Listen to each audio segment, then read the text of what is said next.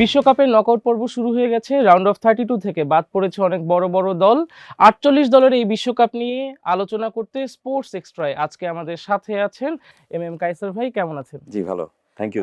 48 দলের বিশ্বকাপ প্রথমবারের মতো। আপনার দীর্ঘদিনের সাংবাদিকতা জীবনে এটাই প্রথম। কেমন লাগছে এই বিশ্বকাপটা এখন পর্যন্ত? না, আমি প্রথমে শুরুর দিকে একটু দ্বিধাদ্বন্দ্বে ছিলাম যে 48 দলের বিশ্বকাপ, এবং আপনি যেভাবে বললেন যে ছোট দল, আমি ছোট দল বলবো না, আমি বলবো যে র্যাঙ্কিং এ পিছিয়ে থাকা দল। এই পিছিয়ে থাকা দলগুলো আপনি র্যাঙ্কিং এ এগিয়ে থাকা দল বা হট ফেভারিট দলগুলোর বিরুদ্ধে কেমন খেলবে, প্রতিযোগিতা কেমন হবে, প্রতিদ্বন্দ্বিতা হবে কিনা, নাকি খুব একটা একপেশে ম্যাচ হবে, আমার কাছে এই ধরনের একটা আশঙ্কা ছিল। কিন্তু সেই আশঙ্কা আমার ভুল প্রমাণিত হয়েছে। আমি এটা মেনে নিচ্ছি যে প্রায় সবগুলো ম্যাচ খুব ভালো কম্পিটিটিভ হয়েছে। বিশেষ করে র্যাঙ্কিং এ পিছিয়ে থাকা দলগুলো, যাদেরকে নিয়ে তেমন আলোচনাই ছিল না, যে দলগুলোকে নিয়ে তেমন কেউ ভাবেও নেই, যে দলের নামও শুনে নেই অনেকে, এই নামে কোনো দেশ রয়েছে, সেই দেশগুলো বা সেই দলগুলো কিন্তু দুর্দান্ত পারফরমেন্স করেছে।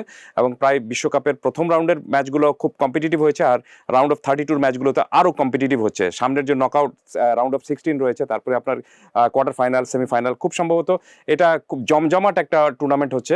এবং আপনি দেখবেন যে এখানে যারা বর্ষিয়ান ফুটবলার, যারা একটু অভিজ্ঞ ফুটবলার, তারাও গোল পাচ্ছেন, এবং যারা নতুন খেলতে এসেছেন, প্রথমবারের মতো বিশ্বকাপে খেলতে এসেছেন, তারাও খুব ভালো পারফরমেন্স করছেন। অর্থাৎ সবাই খুব একটা ভালো ফর্মে রয়েছেন। বিশ্বকাপে প্রচুর গোল হচ্ছে, র্যাঙ্কিংয়ে পিছিয়ে থাকা দলগুলোর সঙ্গে সামনে এগিয়ে থাকা দলগুলোর খুব কম্পিটিটিভ হচ্ছে। কেউ বলতে পারছে না যে আমি আজকে ওকে এতগুলো হারিয়ে দিব। অন্তত এই প্রিডিকশন নিয়ে কেউ নামছে না। একতরফা ম্যাচ হচ্ছে না, একটা দুটো ম্যাচ বাদে ম্যাক্সিমাম ম্যাচগুলোতে কিন্তু আপনার আগে প্রিডিকশন তেমন করা যাচ্ছে না যে এত গোলের ব্যবধানে উড়িয়ে দিবে তাকে, সেরকম কোনো কিছু হচ্ছে না। কে ভেবেছিল যে আপনি কেপ ভার্দে স্পেনকে আটকে দিবে? কেউ কিন্তু চিন্তা করেনি। কিন্তু একটা ম্যাচ আপনি কুরাসার বিরুদ্ধে জার্মানি যে 7-1 গোলে জিতেছিল, সেটা খুব একপেশে ম্যাচ হয়েছে, এবং আর দু একটা ম্যাচ হয়েছে 4-0 বা 5-1। সৌদি আরব ভালো করতে পারেনি, এশিয়ার বেশ কয়েকটি দল ভালো করতে পারেনি, কিন্তু এর মধ্যে জাপান দুর্দান্ত করেছে। তো সবকিছু মিলে আমার কাছে মনে হয়েছে যে 48 দলের ফিফার যে একটা পরিকল্পনা নিয়ে তারা নেমেছিল, যে ফুটবলটাকে আরো বিশ্বায়ন করার যে টেন্ডেন্সি তাদের ছিল, সেটাতে তারা কিছুটা সফল হয়েছে। এবং ম্যাচ যেহেতু অনেক বেশি বেড়েছে, খুব সম্ভবত 104টার মতো ম্যাচ হবে। 104টা ম্যাচের মধ্যে আমরা অন্তত আনন্দ পাচ্ছি ম্যাচের। আর জিনিসটা হলো যে এবারের বিশ্বকাপ যেটা হয়েছে, সেটা বিনিদ্র রজনী যাপন করতে হচ্ছে। আপনি ঘুমানো যাচ্ছে না, সারা রাত জেগে থাকতে হচ্ছে, এবং সকালের দিকে কয়েক ঘন্টা ঘুমিয়ে তারপর আবার অফিসের কাজে ছুটতে হচ্ছে। তারপরেও এই পুরো বিশ্বকাপ জুড়ে যে ধরনের আনন্দ, যে ধরনের একটা উপভোগ্য একটা ফুটবল প্রয়োজন ছিল, সেটা আমরা পেয়েছি খুব সুন্দর করে। এই কারণে রাত কষ্টে কাটলেও সেই ফুটবলের আনন্দটুকু আমাদেরকে সেই কষ্টটুকু ভুলিয়ে দিচ্ছে। একদম কায়সার ভাই, এবারে বিশ্বকাপের প্রতিটা ম্যাচই যেরকম দুর্দান্ত হচ্ছে, বিশেষ করে রাউন্ড অফ 32 খেলা যখন শুরু হলো, ইতিমধ্যেই 4টা খেলা 90 মিনিটের পরে ডিসাইড হলো যে কারা জিতছে। তো এই যে নকআউট স্টেজের এই কম্পিটিটিভনেসটা, এটা কি আসলে এই বিশ্বকাপের একটু আলাদা মাত্রা যোগ করছে কিনা? হ্যাঁ, অবশ্যই আলাদা মাত্রা যোগ করছে। যেটা দেখবেন আপনি যে রাউন্ড অফ অনেকে যে আপনি এই বিশ্বকাপে শুধুমাত্র অংশীদার হিসাবে মানে অংশগ্রহণ করতে এসেছিল, তাই তারা এখন রাউন্ড অফ 32 তে উঠে এসেছে, এবং তারা যেভাবে পারফরমেন্স করছে, তাতে মনে হচ্ছে যে তাদের এই যে পারফরমেন্সটা, দ্যাটস নট ফ্লুক, এটা কিন্তু আপনি ধারাবাহিকতা রয়েছে। পারফরমেন্সের ধারাবাহিকতাটা প্রমাণ করে দেয় যে ইয়েস, এই দলটা আসলে বড় দল হয়ে ওঠার পথে রয়েছে, বা এরা একটা দিন হঠাৎ করে মানে ফ্লুক কোনো পারফরমেন্স করেনি, এদের মধ্যে কন্টিনিউশনটা রয়েছে। এটা আমার কাছে মনে হচ্ছে যে একটা বড় দিক এবং ভালো দিক হতে পারছে। এবং আপনি দেখবেন যে আমি বিশ্বকাপ নিয়ে সবসময়, শুধু আমি না, যে কেউ কিন্তু বলতো যে বিশ্বকাপ বড়দের, বড়রা জেতে। বড়রা মিনস আপনি র্যাঙ্কিং এ এগিয়ে থাকা দল, যেমন হট ফেভারিট দলগুলো, আপনি যারা বিশ্বকাপ এর আগে জিতেছে তারাই শুধুমাত্র বিশ্বকাপ জেতে। নতুন দল তেমন বিশ্বকাপ জেতে না, শুধু 2010 সালে জিতেছিল স্পেন। হ্যাঁ, তো যারা বিশ্বকাপ এর আগে জিতে এসেছে তাদের মধ্যে কিন্তু এই রিপিটিশনটা হচ্ছে। কিন্তু এখন আপনি যারা বিশ্বকাপ জেতেনি, সেই দলগুলো যেরকম ভাবে পারফরমেন্স করছে, তাতে আমার কাছে মনে হচ্ছে যে এবার হয়তো হবে না, কিন্তু সামনের সময়টুকুতে ফেভারিট দলগুলোর জন্য সেটা বড় একটা চ্যালেঞ্জের বিষয় হতে পারে। যেমন মরক্কো, পর্তুগাল, এই দলগুলো কিন্তু আপনি উঠে আসছে বেশ ভালোভাবে এবং নিজেদেরকে প্রমাণ করতে পারছে সেইরকম ভাবে। সো এই দল, ইভেন জাপান, হ্যাঁ, তো এই দলগুলো তাদের দেশের ফুটবল কাঠামোটাকে যেভাবে যে পর্যায়ে নিয়ে গিয়েছে, এবং ক্লাব ফুটবলে তারা যেরকম ভাবে কম্পিটিটিভ রেখেছে, তাতে আমার কাছে মনে হচ্ছে যে সামনের সময়টায় আমরা হয়তো নতুন কোনো বিশ্ব চ্যাম্পিয়ন পাবো। তবে এবার সেই সম্ভাবনা খুবই ক্ষীণ। এক্স্যাক্টলি আপনি যেরকমটা বলছিলেন যে আগে যেই দলগুলোকে হয়তো আমরা ভাবতাম না, জাপান তারা ইতিমধ্যে বলেছে 2050-এর মধ্যে তারা বিশ্বকাপ জেতার স্বপ্ন দেখছে। আশরাফ হাকিমিও কিন্তু খুব সুন্দর একটা কমেন্ট করেছে যে আফ্রিকান দলগুলো তারা কিন্তু স্ট্রিটে ফুটবল খেলে বড় হচ্ছে, এবং সেটারই প্রতিফলন এখন তিনি বলছেন যে আমরা মোহাম্মদ সালাহর দিকে যদি তাকাই, রাস্তা থেকে ফুটবল খেলতে খেলতে আজকে সে বিশ্ব আসরে এসে নিজেকে প্রমাণ করছে। সুতরাং এই ছোট দলগুলোকে নিয়েও আগে যাদেরকে আমরা ছোট দল বলতাম তারাও কিন্তু এখন প্রমাণ করে দিচ্ছে। ২ টা ম্যাচের দিকে যদি একটু আপনার মতামতটা জানতাম যে নেদারল্যান্ডস যাদেরকে ধরা হচ্ছিল যে এবারে বিশ্বকাপ জিতে নিতে পারে, অনেকেই অনেক এমনকি খুব বিখ্যাত একজন অর্থনীতিবিদ তিনিও বললেন যে এবার নেদারল্যান্ডস জিতে যাবে, বিভিন্ন ধরনের ডাটা দিয়ে সেটা মিলালেন। নেদারল্যান্ডস মরক্কোর কাছে হেরে বাদ পড়ে গেল। জার্মানি যারা কিনা ৪ বারের বিশ্ব চ্যাম্পিয়ন, এবারেও তাদের দলটা মোটামুটি মানের ছিল, তারাও বাদ পড়ে গেলেন। এই যে বড় দলগুলো রাউন্ড অফ 32 থেকেই বের হয়ে যাওয়া, এটা আসলে বিশ্বকাপটাকে কি আরো এক্সাইটিং করতেছে না কোয়ার্টার ফাইনাল এবং রাউন্ড অফ 16 এর জন্য? না, বড় দলগুলো বের হয়ে যাওয়া মানেটা হলো যে তারা যে ধরনের প্রস্তুতি নিয়ে আসার প্রয়োজন ছিল সেটা তারা পারেনি। আরো বড় দলগুলো টিকে রয়েছে, কিন্তু এই দলগুলো কেন বেরিয়ে গিয়েছে এটা যদি আপনি অ্যানালাইসিস করতে বলেন তাহলে আমার কাছে মনে হবে যে অন্তত আমি বুঝতে পারছি যে যে বিশ্বকাপ জেতার মতো যে ধরনের আপনার দল গঠন করে আসা উচিত ছিল এবং নির্দিষ্ট ডেতে যেরকম ভাবে ফুটবল খেলা উচিত ছিল সেই ফুটবলের দিকে তারা যায়নি। হয় কি, বিশ্বকাপ মানে আপনি কিন্তু জেতার জন্য 7টা ম্যাচ জিততে হবে আপনাকে, গ্রুপ পর্বে 3টা ম্যাচ এবং তারপরে আপনি নকআউট রাউন্ডে যে বাকি 5টা ম্যাচ থাকে, যে আর 4টা ম্যাচ থাকে, তো সব মিলে আপনাকে 7টা ম্যাচ জিতলে কিন্তু আপনি বিশ্বকাপ জিতে যাবেন। কিন্তু এই 7টা ম্যাচ জেতার জন্য আপনাকে দেখবেন যে একইভাবে কিন্তু আপনি 7টা ম্যাচের পরিস্থিতি পাবেন না। আপনাকে তখন বিভিন্নভাবে পরিস্থিতি হয়তো চেঞ্জ হতে পারে। কোনো প্রতিপক্ষ একটু শক্তিশালী হতে পারে, কোনো প্রতিপক্ষ কম শক্তিশালী হতে পারে। কোনো ম্যাচে আপনি দেখবেন যে একটু আগে গোল হজম করে ফেললেন আপনি। আপনি জেতার জন্য খেলতে নেমেছেন, আপনি জানেন যে আপনি ফেভারিট হিসেবে রয়েছেন, কিন্তু আপনি দেখা গেল যে একটা গোল হজম করে ফেললেন। তখন আপনার আইডিয়াটা কি হবে, প্ল্যানিংটা কি হবে? এই প্ল্যানিংটা তখন চেঞ্জ করতে হবে। অর্থাৎ সিচুয়েশন অনুযায়ী আপনাকে খেলতে হবে। যে সিচুয়েশন অনুযায়ী কিন্তু আপনি হল্যান্ড এবং জার্মানি খেলতে পারেনি। জার্মানির যদি আপনি দেখবেন যে তারা প্রথম রাউন্ডে যে 3টা ম্যাচ খেলেছিল সেই 3টা ম্যাচে একই স্কোয়াড নিয়ে তারা খেলতে নেমেছে, একই টেন্ডেন্সি ছিল, পরিকল্পনা একই ছিল, প্ল্যানিং একই ছিল এবং সৃজনশীলতা একই ছিল। কিন্তু আপনি প্রতিপক্ষ ডিফারেন্স থাকলে আপনাকে সেটা চেঞ্জ করে অবশ্যই আনতে হয়। উদাহরণ হিসেবে বেশি দূর যাব না, আমি আপনাকে স্পেনের কথাটাই বলি। প্রথম ম্যাচে তারা কেপ ভার্দের কাছে 1-1 গোলে ড্র করেছিল, কিন্তু সেই ড্রর পরে তারা তাদের খেলার স্টাইলটা কিন্তু চেঞ্জ করেছে। তারা শুধুমাত্র যে পাসিং ফুটবল খেলে সেখানে নিজেদের মধ্যে বল আদান প্রদান করেছিল এবং বল নিজেদের কাছে রেখেছিল, কিন্তু সেই পাসটা তাদের করা উচিত ছিল ডিফেন্সে ঢুকে, মানে প্রতিপক্ষের ডিফেন্সে গিয়ে, কিন্তু সেটা না করে তারা নিজেদের মধ্যে করে পাস আদান প্রদান করেছিল। অর্থাৎ সময় নষ্ট হয়েছে, বল তাদের কাছে রয়েছে কিন্তু ম্যাচ তারা জিততে পারেনি। পরের ম্যাচগুলোতে তারা এই প্ল্যানিং থেকে বেরিয়ে এসেছে, তারা পাসিং করেছে কিন্তু সেই পাসিংটা হলো আপনি প্রতিপক্ষের বক্সে, এবং এই কারণে তারা গোল করতে পেরেছে। সর্বশেষ গতকালকে তারা অস্ট্রিয়াকে যেভাবে উড়িয়ে দিয়েছে 3-0 গোলে, দ্যাট ওয়াজ হ্যামারিং জয় এক অর্থে। কিন্তু দুর্দান্ত কিছু পাসিং করেছে, কিন্তু সেই পাসগুলোই হয়েছে আবার কিন্তু প্রতিপক্ষের ডি বক্সের মধ্যে দেখে তারা গোল পেয়েছে। এটি হলো একটি দিক।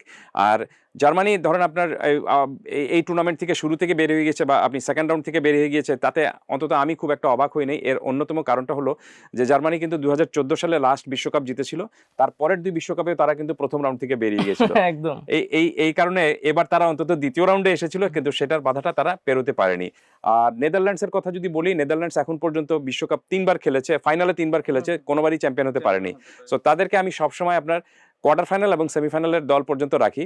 যদিও এই দলটার মধ্যে আপনার তেমন 2জন বা 3জন ছাড়া তেমন কিন্তু আপনার বিশ্বমানের খেলোয়াড় কিন্তু তেমন নেই যদি দেখেন। যদিও আপনার ওই তাদের যে মিডফিল্ড যেটা রয়েছে, সেই মিডফিল্ডের বেশ কয়েকজন খেলোয়াড় রয়েছেন যারা আপনার ইউরোপিয়ান লিগে, ইউরোপের বিভিন্ন লিগে খেলে থাকেন, কিন্তু তারপরও আপনাকে একটা বিশ্বকাপ জিততে হলে যেরকম একটা টোটাল দল হিসাবে খেলতে হবে, সেই দলটার অনুপস্থিতি ছিল নেদারল্যান্ডসের মধ্যে। তো ভালো, আমার কথা হলো যে যাদেরকে নিয়ে আমরা এতদিন চিন্তা করতাম তাদের মধ্যেই যে চিন্তাটা আটকে থাকতে হবে, সেখান থেকে বেরিয়ে আসার অন্তত একটা সুযোগ পাওয়া গিয়েছে। আমার কাছে মনে হচ্ছে যে এই কারণে আমি বলবো যে জাপান, তারপর আপনি মরক্কো, এদেরকে আসলে মানে একটু থ্যাংক ইউ দেওয়া উচিত যে তারা আসলে আমাদের চিন্তাটাও চেঞ্জ করে দিয়েছে এবং তারা ফুটবলটাকে আরো উপভোগ্য করছে। শেষ করছি আমি শুধুমাত্র মরক্কোর কথাটা দিয়ে। মরক্কো দেখুন গত বিশ্বকাপের সেমিফাইনালে খেলেছিল এবং এই বিশ্বকাপে তারা প্রথম ম্যাচে ব্রাজিলকে আটকে দিয়েছে, ব্রাজিলের বিরুদ্ধে দুর্দান্ত পারফরমেন্স করেছে।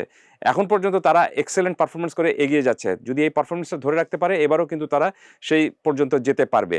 So this is the way to develop, যে আপনাকে একটা বিশ্বকাপে আপনি সেমিফাইনাল খেলেছিলেন, পরের বিশ্বকাপে আপনাকে খুঁজেই পাওয়া যায়নি, তো এটা ডেভেলপমেন্ট হবে না। আপনাকে ডেভেলপমেন্ট হবে যে সেই ধারাবাহিক মানে সাফল্যের ধারাবাহিকতাটা যদি আপনি রাখতে পারেন, সেটা করে দেখাতে পারছে মরক্কো খুব ভালোভাবে। ছোট্ট আরেকটা পয়েন্ট যোগ করি, সেটি হলো যে মরক্কোকে নিয়ে কেন আমার এত আশা, তার অন্যতম কারণ হলো আপনি জানেন যে আন্ডার-20 বিশ্বকাপের চ্যাম্পিয়ন দলকে, এবার আন্ডার-20 দলের চ্যাম্পিয়ন দল কিন্তু মরক্কো। সো এই যে আন্ডার-20 দলের যারা বিশ্বকাপ চ্যাম্পিয়ন, তারা আপনি সিনিয়র পর্যায়ে, এই খেলোয়াড়দের তো সিনিয়র পর্যায়ে উঠে আসবে।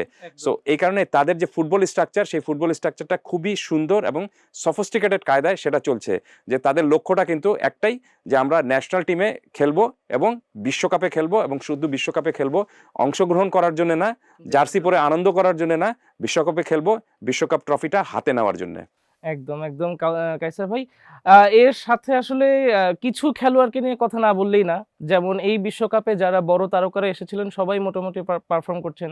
Lionel Messi, Mbappe, Haaland, Vinicius Junior সবাই টপ স্কোরারদের মধ্যে ১ থেকে ৫ এর মধ্যেই আছেন। শেষ পর্যন্ত আসলে যেই দলই ফাইনালে যাক, গোল্ডেন বুট, গোল্ডেন বলের দৌড়ে কাকে এগিয়ে রাখবেন, এবং লিওনেল মেসি, এমবাপ্পে এবং হল্যান্ড তাদের মধ্যকার দ্বৈরথটা কতদূর যাবে বলে মনে না, হয়? লড়াইটা খুব সুন্দর হচ্ছে, লড়াইটা খুব ভালো হচ্ছে। কোনোদিন দেখা গেল যে মেসি গোল করে এগিয়ে গেছেন, সাথে সাথে তাকে আবার এমবাপ্পে ধরে ফেলছেন। আবার এর মধ্যে দেখা গেল যে হ্যারি কেনও ২ গোল করে শুরু করেছিলেন, আবার তিনি আরো ২টো গোল করেছেন, সবকিছু মিলে এখন ৫ গোলের মধ্যে রয়েছেন। এদিকে এই তালিকা, এই দৌড়ের মধ্যে একটু পিছিয়ে রয়েছেন লামিনে ইয়ামাল, যাকে আমি কিন্তু এই বিশ্বকাপের আগে সবচেয়ে একটু হাইস্ট র্যাঙ্কিং এর মধ্যে রেখেছিলাম, কিন্তু তিনি এখন পর্যন্ত একটা গোল পেয়েছেন। গতকালকে যে খেলাটা হয়েছে সেই খেলায় তার অস্ট্রিয়ার বিরুদ্ধে তার গোল পাওয়া উচিত ছিল, কিন্তু গোল তিনি পাননি, কিন্তু গোল করার মতো অনেক ক্ষেত্র তিনি তৈরি করেছেন, বেশ ভালো খেলেছেন। ভালো খেলেছেন দেখেই তিনি কিন্তু ম্যান অফ দি ম্যাচ হয়েছেন। সেখানে তিনি প্রায় যতগুলো ড্রিবল করেছিলেন সবগুলো ড্রিবলে তিনি জিতেছেন। পোস্টে শুট নিয়েছেন, অন টার্গেটও শুট খুব সুন্দর ছিল। এই কারণে গোল বাদবাকিরা অন্যরা গোল করেছেন, তার সতীর্থরা গোল করেছেন, কিন্তু পুরো ম্যাচে ম্যান অফ দ্য ম্যাচ হয়েছেন কিন্তু তিনি। কিন্তু man of the match trophy নেওয়ার সময় তার কাছ থেকে তার যে বক্তব্য যেটা শুনছিলাম, এবং তার যে মানে চেহারা দেখে বা হাসি দেখে আমার কাছে মনে হচ্ছিল যে হি ইজ নট স্যাটিসফাইড, এবং তাই হওয়া উচিত। কারণ একজন স্ট্রাইকার শুধুমাত্র ভালো খেলেছি, অ্যাসিস্ট করেছি এটাতে সন্তুষ্ট হলে আপনি দেখবেন যে তিনি সামনে বাড়তে পারবেন না। ইয়ামাল অলওয়েজ গোল গেটার ম্যান। তো আমার কাছে মনে হচ্ছে যে যেহেতু সামনে আরো খেলাগুলো রয়েছে, সেই খেলাগুলোতে তিনি গোল পেতে পারেন।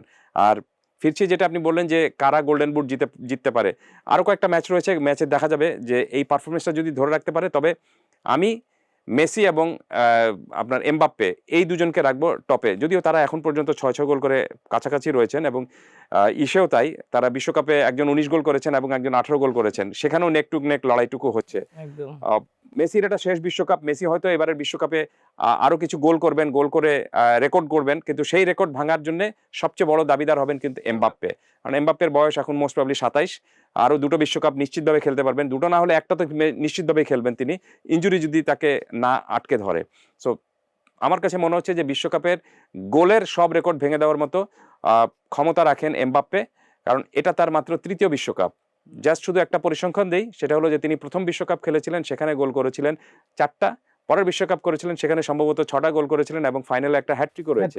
সো এখন পর্যন্ত এই বিশ্বকাপ বাদ দিলে তিনি খেলেছেন মাত্র এই বিশ্বকাপ বাদ দিলে আগের যে ২টো বিশ্বকাপ খেলেছেন, সেই ২টো বিশ্বকাপে ফাইনালে খেলেছেন। তার মানেটা কি? এবং এবারের ফ্রান্স যা খেলছে তাতে তাদেরকে ফাইনালে, সবাই তাদেরকে ফাইনালে দেখছে। আর ফাইনাল পর্যন্ত যেতে পারলে আপনি গোলের সংখ্যা আরো বাড়বে। সো এই কারণে আমার কাছে মনে হচ্ছে যে মেসি এবং এমবাপ্পে এই দুজনেরই কারো আপনার গোল্ডেন বুট মানে জেতার সম্ভাবনাটুকু রয়েছে। তবে গোল্ডেন বুট জেতার চেয়ে আগে যে জিনিসটা করতে হবে সেটা হলো যে ট্রফিটা জিততে হবে। আপনি পার্সোনালি কে কেমন করলে বা কে কি পুরস্কার পেল, সেটার চেয়ে বড় বিষয়টা হলো যে আপনি দলীয়ভাবে যে মানে সাফল্যের জন্য এসেছেন এখানে ট্রফি জেতার জন্য, সেটাতে আপনি কতদূর যেতে পারেন। একদম সঠিক। দর্শক, স্পোর্টস এক্সট্রাতে কায়সার ভাইয়ের সাথে দুর্দান্ত আলোচনা চলছিল। আবারও ফিরবো আপনাদের সাথে ছোট্ট একটা বিরতির পর। দর্শক, আবারও স্বাগত স্পোর্টস এক্সট্রায়। কথা বলছিলাম কায়সার ভাইয়ের সাথে। কায়সার ভাই, আজকে আর্জেন্টিনার ম্যাচ আছে রাতে, এবং অনেক কথা হচ্ছে এই ম্যাচ নিয়ে। কেপ ভার্দে স্পেনকে আটকে দিয়েছে, আর্জেন্টিনাকেও আটকে দিতে পারবে কিনা, এবং কেপ ভার্দের যে গোলকিপার ভর্জিনিয়া দুর্দান্ত পারফর্ম করছে। সো এই আর্জেন্টিনার পাশাপাশি একটু ব্রাজিল এবং স্পেন, ফ্রান্স, এই বড় দলগুলোকে নিয়ে একটু আলোচনা করব। সবার আগে আজকের ম্যাচ নিয়ে আপনার প্রেডিকশনটা একটু বলবেন। আজকের ম্যাচের আগে আর্জেন্টিনার প্রথম রাউন্ডের জাস্ট একটু ব্যাখ্যায় যাই, সেটা হলো যে তারা বেশ সহজ কিছু প্রতিপক্ষ পেয়েছিল এবং সহজভাবেই কিন্তু ম্যাচগুলো জিতেছে। সেখানে কোনো সময় আর্জেন্টিনার তেমন বড় কোনো আপনার অবস্টাকল ছিল না। পুরো ম্যাচে তারা একটা গোল শুধুমাত্র হজম করেছে এবং প্রত্যেকটা ম্যাচে কিন্তু ভালো পারফরমেন্স করেছে। কিন্তু সমস্যাটা হলো যে এই মানে গ্রুপ পর্যায়ে 3টা ম্যাচেই কিন্তু আপনার গোল করেছিলেন মেসি, এবং তাদের মেসি শেষ ম্যাচে খেলেন, মানে একাদশে ছিলেন না, কিন্তু তারপরেও তার সাবস্টিটিউট হিসেবে যারা নেমেছিলেন তারাও ভালো ফর্মে রয়েছেন। তো সবকিছু মিলে আমার কাছে মনে হচ্ছে যে এখন পর্যন্ত আর্জেন্টিনার এই দলটা একটা মেসিময় দল হিসেবে কিন্তু রয়েছে, যে মেসিকে কেন্দ্র করে গতবারের মতোই কিন্তু একটা, যে মেসিকে কেন্দ্র করে পুরো প্ল্যানিংটা করে সাজাচ্ছেন কোচ, এবং সেটাই এক্সিকিউট করতেছে পুরো দল এবং সাফল্যের মধ্যে দিয়ে যাচ্ছে। আর যেটা কেপ ভার্দের সাথে যে আর্জেন্টিনার ম্যাচ রয়েছে সেটা নিয়ে অনেকে অনেক ধরনের কথাবার্তা বলছেন। জাপানের সাথে ব্রাজিলের ম্যাচের আগে ঠিক যেরকম ভাবে এই আপনি কথা ছিল। ব্রাজিলের যারা সমর্থক ছিল তারাও কিন্তু একটা দুরু বক্ষে ছিলেন, ঠিক একই রকম ভাবে আর্জেন্টিনারও সমর্থকরা কিছু একটা আশঙ্কার মধ্যে একটা রয়েছেন। একদম। কিন্তু আমার কাছে মনে হচ্ছে এখানে আশঙ্কা থাকার কোনো কারণ নেই, কারণ আর্জেন্টিনা জানে যে কেপ ভার্দের বিরুদ্ধে জিততে হলে তাদেরকে কোন প্ল্যানে খেলতে হবে এবং কিভাবে খেলতে হবে। সো আর্জেন্টিনা আজকে ওই যে আমরা ছোটবেলা পড়েছিলাম না, অতে অজগরই আসছে ধেয়ে, ঠিক হ্যাঁ। একই রকম ভাবে কেপ ভার্দেরকেও কিন্তু মনে রাখতে হবে অতে এতে আর্জেন্টিনা আজ আসছে ধেয়ে। আপনি নিশ্চিত থাকেন যে এই ম্যাচে আর্জেন্টিনা 3 থেকে 4 গোলে জিতবে এবং মেসি অবশ্যই এখানে গোল পাবেন। কারণটা হলো যে প্ল্যানিং যখন আক্রমণের প্ল্যানিং যখন মেসিকে কেন্দ্র করে থাকে, তিনি যখন আপনার মূল প্ল্যানার এবং তিনি যখন সবকিছু আপনি খেলাটা তৈরি করেন, তিনি গোল দিতে পারেন, তিনি অ্যাসিস্টও করতে পারেন। একদম। মেসি গোল পাবেন, আমার প্রেডিকশনটা হলো যে মেসি এখানে গোল পাবেন এবং আর্জেন্টিনা 3 থেকে 4 গোলের ব্যবধানে সহজেই এই ম্যাচটা জিতবে। আর্জেন্টিনার সমর্থকদের বেশি দুশ্চিন্তা করার কোনো কারণই নেই। একদম টেলিভিশন সেটে যারা আর্জেন্টিনার সমর্থক আছেন তারা অবশ্যই নির্ভর থাকতে পারেন। কায়সার ভাই, কেপ ভার্দের যখন কথা আসলো, এই সাথে গোলকিপারদের কথা চলে আসে। এই বিশ্বকাপে দুর্দান্ত কিছু গোলকিপার পারফরম্যান্স আমরা দেখেছি। ছোট দল হোক, বড় দল হোক, একেবারে বড় তারকা গোলকিপার না হলেও খুবই দুর্দান্ত পারফরম্যান্স। ভোজেনিয়া আছেন, কিউরাসাওয়ের গোলকিপার ছিলেন, ডিআর কঙ্গোর গোলকিপার দুর্দান্ত খেলেন। এই বিশ্বকাপটা কি গোলকিপারদের জন্য একটা স্বর্গ কিনা? আমি আমি আমার পত্রিকায় একটা স্টোরিও লিখেছিলাম যে নায়কের নাম গোলকিপার, কারণ তারা যেভাবে হাত পা ছুড়ে পুরোপুরি আপনার গোল বাঁচাচ্ছেন তাতে দেখে মনে হচ্ছে যে, আমার মনে হয় যে ওই ওই সেখানে মানে এই ধরনের গোলকিপিং এর আগে আমরা কখনোই কিন্তু দেখিনি। হুম, আপনি দেখবেন যে ফ্রম নো ওয়্যার গোল নিশ্চিত গোল হয়ে যাচ্ছে, কিন্তু সেই গোলটাও কিন্তু বাঁচিয়ে দিয়েছেন হাত একদম। পা ছুড়ে একেবারে লম্বা করে যেরকম ভাবে হোক। এবং কোন গোলকিপার, যে গোলকিপারদেরকে কিন্তু আমরা আগে নামেই চিনতাম না। একদম। সো এটা আমার কাছে মনে হচ্ছে যে অনেক বড় একটা বিষয় হবে যে এই গোলকিপারদের কিন্তু ইউরোপের অনেক দলগুলো নেওয়ার জন্য কিন্তু এখন দেখবেন যে মুখিয়ে থাকবে। হুম, আর হুম। গোলকিপিং এর যে স্টাইলটা, সেই স্টাইলটা কিন্তু আপনার এই বিশ্বকাপে আমি একটু পরিবর্তন দেখেছি। আগে দেখতেন যে গোলকিপার মানেটা হলো যে শুধু গোলপোস্ট পাহারা দিবে আর কোনো কিছু করবে না, কিন্তু এখন যে জিনিসটা হচ্ছে যে গোলকিপার কিন্তু আপনার অ্যাটাকিং প্ল্যানিংও থাকে। কিভাবে? আপনি দেখবেন যে যখন আপনার হাই প্রেসিং ফুটবল খেলে, অনেক ফুটবলার যখন উপরের দিকে চলে যায়, তখন আপনি কিন্তু ডি বক্সের উপরে পুরোপুরি নিয়ন্ত্রণে গোলকিপার কিন্তু একাই থাকেন একা। এবং তিনি কিন্তু পাসও সরবরাহ করেন সেরকম ভাবে। এটি হলো খুব ভালো দিক, একটা গোলকিপারের সৃজনশীলতার দিক। আর যেটা গোল কিপিং করার যে বিষয়টা, সেটা এক্সট্রা অর্ডিনারি আমার কাছে মনে হচ্ছে যে এত সুন্দর বা এতভাবে মানে গোলকিপিং এর আগে কখনোই দেখিনি। দেখে মনে হচ্ছে যে একেকজন বোধহয় প্লাস্টিক ম্যানের মতো হয়ে গিয়েছে, হাত বাড়িয়ে ধরে ফেলতে পারছেন বা পা বাড়িয়ে যেরকম ভাবে ধরতে পারছেন। এর কারণটা হলো যে ফ্লেক্সিবিলিটি, অনেক বেশি মাত্রায় ফ্লেক্সিবিলিটি দেখা যাচ্ছে গোলকিপারদের মধ্যে। এই কারণে খুব সম্ভবত গোলকিপিংটা খুব ভালো হচ্ছে। কিন্তু দেখুন, গোলকিপিং ভালো হচ্ছে, তারপরে এবারের বিশ্বকাপে অনেক বেশি গোলও গোলও হচ্ছে। হচ্ছে। দ্যাট মিনস এই আনন্দটুকু আমরা কিন্তু পাচ্ছি। ফুটবলের যে রিয়েল আনন্দ, যে আপনি গোলও হবে, গোল সেভও হবে, প্রতিযোগিতাও থাকবে, উপভোগ করার মতো সবকিছু থাকবে। সো এই বিশ্বকাপটা আমাদেরকে সেই আনন্দটুকু দিচ্ছে। গোলকিপারদেরকেও নায়ক বলতে পারেন আপনি, আবার যারা গোল করছেন, যেসব সব তারকারাই গোল করছেন, একদম। তাদেরকেও আপনি স্ট্রাইকাররা গোল করছেন। হ্যারি কেন যে গোলটা করেছেন, দুর্দান্ত গোল করেছেন, দুটো হেড দিয়ে গোলে সমতা এনেছেন এবং তারপরে পরের যে গোলটা করেছেন, মানে ক্রিকেটে আমরা যেরকম ভাবে বলি না যে নো লুক শট, যে বোলারের দিকে না তাকিয়ে জাস্ট শুধু এরকম ভাবে শট খেলা, ঠিক একই রকম ভাবে তিনি বলের দিকে তাকালেন, পোস্টের দিকে কিন্তু তাকালেন না, জাস্ট সেরকম ভাবে নো লুক শট নিলেন এবং সেটা গোল হয়ে গেল। সো স্ট্রাইকাররাও দুর্দান্ত ফর্মে রয়েছেন, গোলকিপাররাও এক্সেলেন্ট খেলছেন। দিস ওয়ার্ল্ড কাপ লুকস মানে বিউটিফুল। কাইসার ভাই, রেফারিং নিয়ে আলোচনা করতেই হয়। এবারে অনেকেই বলছে ভিএআর কে অনেক পাওয়ার দেওয়া হয়েছে, অনেক ডিসিশন রিভিউ করে তারপরে সেটা পাল্টানো হচ্ছে এবং এটা নিয়ে অনেক কন্ট্রোভার্সি হচ্ছে, বিশেষ করে সোশ্যাল মিডিয়াতে ফ্যানরা অনেক কন্ট্রোভার্সি তুলছেন এখানে। আপনার দীর্ঘদিনের ক্যারিয়ার থেকে যদি একটু বলতেন যে এবারে রেফারিংটা কেমন হচ্ছে? রেফারিং আসলে হলো গিয়ে এটাকে থ্যাঙ্কলেস জব। রেফারিং এবং আম্পায়ারিং, আপনি দেখবেন যে যখন আপনার পক্ষে যাবে না সিদ্ধান্ত, তখন মনে হবে যে রেফারি বোধহয় 2 নম্বরই করছেন বা তাকে বোধহয় ঘুষ দেওয়া হয়েছে। আর যখনই পক্ষে যাবে তখন yes, referee is very good, খুব সুন্দর হ্যাঁ, সিদ্ধান্ত হয়েছে এটা।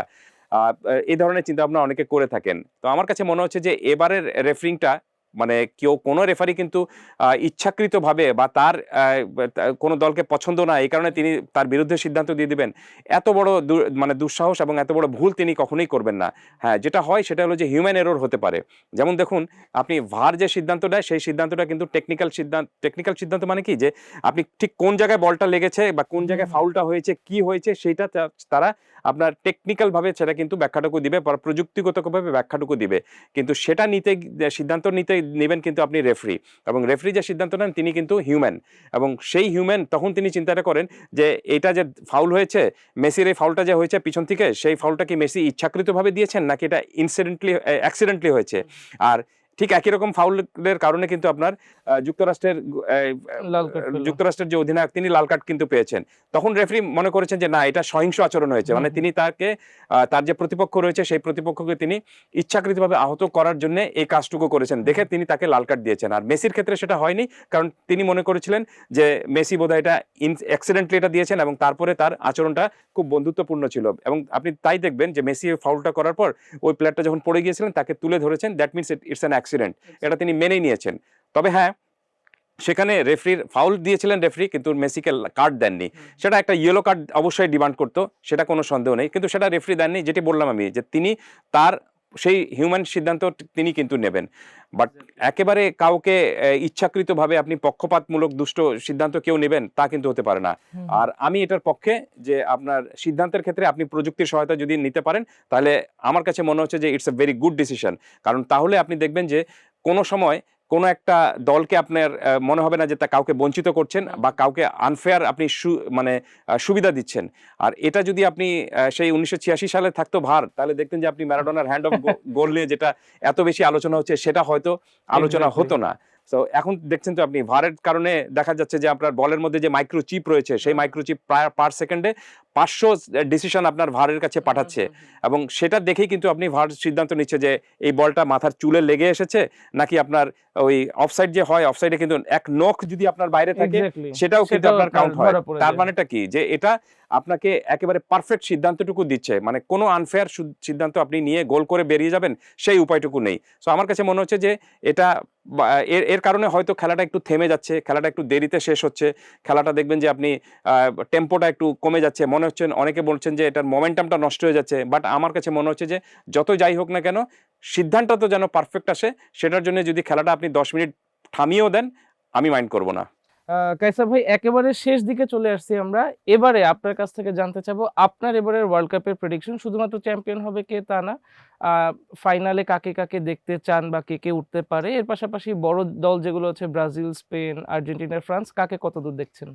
আপনি সেমিফাইনাল পর্যন্ত যদি আর্জেন্টিনা, ব্রাজিল, স্পেন এবং ফ্রান্স তারা সবগুলো ম্যাচে জেতে, তাহলে কিন্তু হিসাবটা খুবই পরিষ্কার। শর্তটা হলো যে তাদেরকে এখন পর্যন্ত সেমিফাইনালের আগ পর্যন্ত সবগুলো ম্যাচ জিততে হবে। সেটা যদি জিতে, তাহলে আপনার সেমিফাইনালে আমরা পাবো ব্রাজিল এবং আর্জেন্টিনাকে, এবং এদিক থেকে পাবো আমরা স্পেন এবং ফ্রান্সকে। সেক্ষেত্রে আপনি সেখানে আপনার ব্রাজিল আর স্পেনের ম্যাচও হতে পারে, আবার ব্রাজিল এই ফ্রান্সের ম্যাচও হতে পারে ফাইনাল, আবার আর্জেন্টিনা স্পেনও হতে পারে, আর্জেন্টিনা ব্রাজিলও হতে পারে, ফ্রান্সও হতে পারে। সেমিফাইনাল পর্যন্ত অন্তত আমি এই প্রেডিকশনটা করতে পারি, সেটা হলো যে আর্জেন্টিনা ভার্সেস ব্রাজিল এবং ওদিকে স্পেন ভার্সেস ফ্রান্স। আর যদি আপনি একেবারে জানতে চান যে চ্যাম্পিয়ন দল কে হবে, তাহলে I will put my money on France. তো তাহলে 3 বারের মতো ফ্রান্স বিশ্বকাপের ফাইনাল খেলবে, এবং যদি জিতে যায় তাহলে আসলে খুবই অবিশ্বাস্য একটা অবস্থা হবে।